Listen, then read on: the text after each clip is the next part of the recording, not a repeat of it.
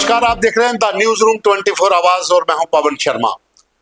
साथियों, रजौरी में आतंकियों के साथ जो एक मुठभेड़ शुरू हुई थी, यहां पर जो एक सर्च ऑपरेशन शुरू हुआ था, ऑपरेशन शेरूवाली, उसका आज छठा दिन है और वहां पर 2 से 3 आतंकी घेरे में हैं और सेना के तमाम अधिकारी वहां पहुंच रहे हैं। Core commander general Prateek Sharma वहां पहुंचे थे, जो जीओसी इनसी हैं, उनके साथ आईजी जम्मू भीमसेन टूटी, व तमाम एसएसपी जो इलाके के हैं पुंछ और रजौरी, वहां पर पहुंचे हुए हैं। सीआरपीएफ के आईजी, सीआरपीएफ के एडीजीपी और तमाम जो अधिकारी हैं वो भी मौके पर हैं और ड्रोन से पूरे इलाके पर नजर रखी जा रही है। हालांकि जंगल में जब फायर हुआ तो उस समय आग भी लगी थी। वो तस्वीरें आप देख सकते हैं कि किस तरह से जंगल के भीतर धुआं निकल रहा है। फायरिंग की आवाज भी है, आप सुन सकते हैं, जहां पर धमाके जो हुए हैं, फायरिंग हुई और जितना भी आउटर एरिया है जंगल का उसको घेरा गया है। आज 6 दिन से लगातार सेना, जम्मू कश्मीर पुलिस और सीआरपीएफ की टीमें इन आतंकियों की तलाश में है। हालांकि हम पुष्टि नहीं कर सकते, लेकिन सूत्रों के अनुसार 2 आतंकियों को वहां पर जो पहले देखा गया था और उसके बाद पता चला कि एक आतंकी और भी हो सकता है, क्योंकि जो सिग्नल ऑन हुआ था सैटेलाइट फोन का, उससे जो इनपुट्स मिले थे उसमें 2 से 3 आतंकी बताए जा रहे थे और यह भी बताया जा रहा है कि तीनों आतंकी विदेशी हैं और लश्कर तैयबा के हो सकते हैं। लेकिन कुछ खबरें ये भी आ रही हैं कि 2 पुराने आतंकी जो इसी इलाके में 2023-2024 में एक्टिव रहे, जिन्होंने केसरी हिल, बिम्बर गली, इन तमाम इलाकों में सेना की टीमों पर हमला किया और काफी नुकसान हुआ, वो 2 आतंकी भी इसी इलाके में हो सकते हैं। हालांकि इसकी पुष्टि नहीं है, लेकिन जो बताया जा रहा है कि जो अभी घेरे में है, इसमें एक आसिफ और एक जासिर का नाम आ रहा है कि ये भी हो सकते हैं। लेकिन 2 पुराने आतंकी अबू हमजा और इलाइस फौजी, ये दोनों जो है पाकिस्तानी हैं, अबू हमजा भी और इलाइस फौजी। इलाइस फौजी पाकिस्तान की एसएसजी का पूर्व कमांडो है। ये 2 तस्वीरें हैं, लेकिन ये तस्वीरें पहले भी वायरल हुई थी, जो भी आप अपनी स्क्रीन पर देख रहे हैं। हो सकता है कि ये आतंकी इस इलाके में ना हो, लेकिन नया ग्रुप हो।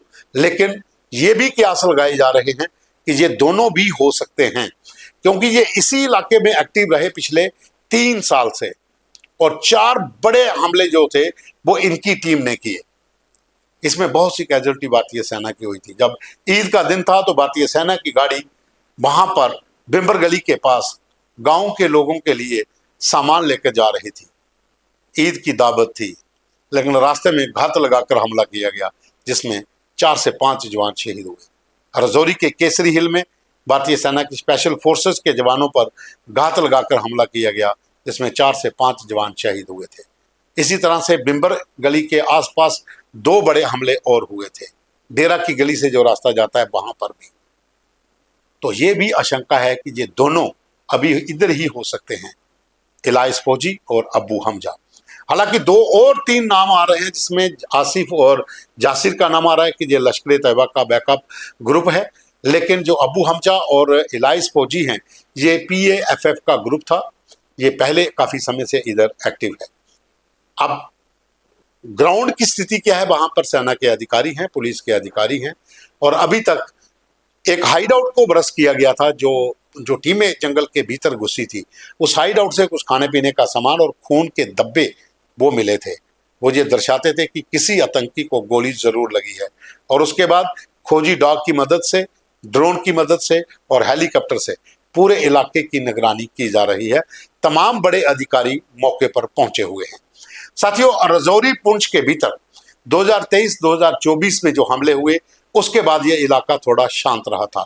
उसके बाद आतंकियों का जो रुख था वो डोडा, किश्तवाड़, भद्रवा और बिलावर मशेड़ी जो इलाका है, कठुआ, बसोली का, इन इलाकों में हुआ। यहाँ पर भी 4 से 5 बड़ी मुठभेड़ें हुई थी। यहाँ पर भी जम्मू कश्मीर पुलिस के 4 जवानों का नुकसान हुआ था, भारतीय सेना के जवानों का भी नुकसान हुआ है। लेकिन इसमें 2 से 3 आतंकी मुठभेड़ों में मारे भी जा चुके हैं।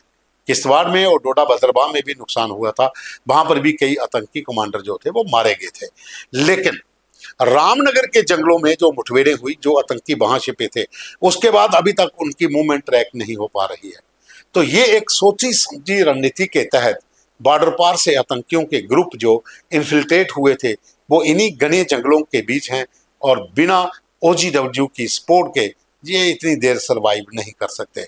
इन लोगों को खाने पीने का सामान, वहां पर हर सुविधा, सेना और पुलिस की मूवमेंट की खबर लोकल जो OGW नेटवर्क है उससे मिल रही है। और इन घने जंगलों के भीतर जो नेचुरल केव्स हैं उनके भीतर जे डेरा डाले हुए हैं, हाइड आउट बनाए हुए हैं। और जंगल इतना घना है कि इसकी सर्च करने में बहुत समय लगेगा, क्योंकि अगर आप रजौरी के गंभीर मुगला, यहाँ पर जो इलाका है डोरी मार के जंगलों का, इस इलाके में अगर आप जाते हो तो यहाँ से लेकर डेरा की गली से बिम्बर गली, और ये सीधा जाके एरिया कश्मीर जाने वाले मुगल रोड को टच करता है। और ये जंगल इतना ज़्यादा घना है और ये इसका क्षेत्रफल बहुत ज़्यादा है। और घना जंगल मतलब कि कंटीलीदार झाड़ियाँ हैं और पेड़ बहुत ज़्यादा हैं, और अंदर जो हैं वो नेचुरल केव्स बनी हुई है जिसके अंदर आतंकी छिपे होते हैं। और वहाँ पर बहुत रिस्क होता है ऑपरेशन को लीड करना।